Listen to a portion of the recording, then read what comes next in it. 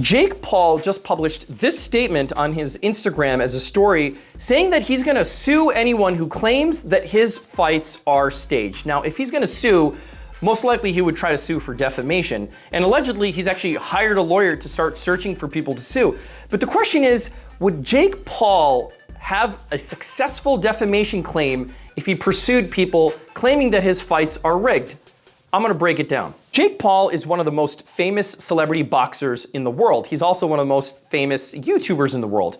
He's definitely a celebrity. And for celebrity plaintiffs to win a defamation lawsuit, they have to prove falsity using this standard, which is called the actual malice standard. It's a higher standard than simple negligence. And I've highlighted it here for you above. You have to prove, Jake Paul, that the person who made the statement made it knowing that the statement was false, or they recklessly disregarded the truth, which means if you're claiming that a Jake Paul fight is staged, you would have to prove, Jake Paul, that that person was in possession of actual facts showing that your fights are not staged at all, or that none of your fights have ever been staged, or that there's never been a tacit understanding as to how these fights would conclude. Now, I don't know about you, but I have only ever seen Jake Paul saying that his fights aren't staged. I don't think there are any facts publicly that would support that his fights are not staged. And I'm not saying that they are, but that's the standard Jake Paul would have to prove. Now, people have been saying that Jake Paul stages his fights for a very long time.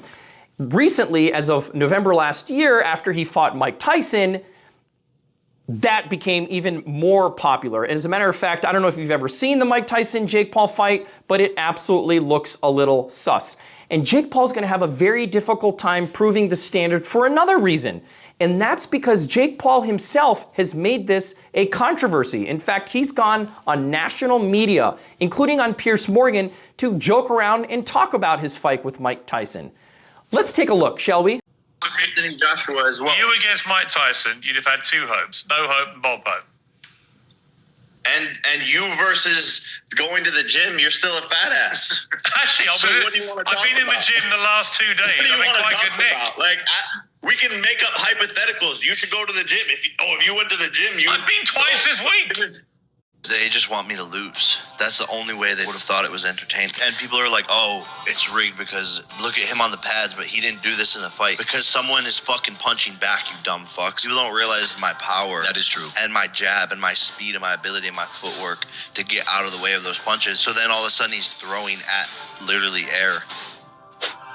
Staged or not, you've definitely made it easy for people to comment on.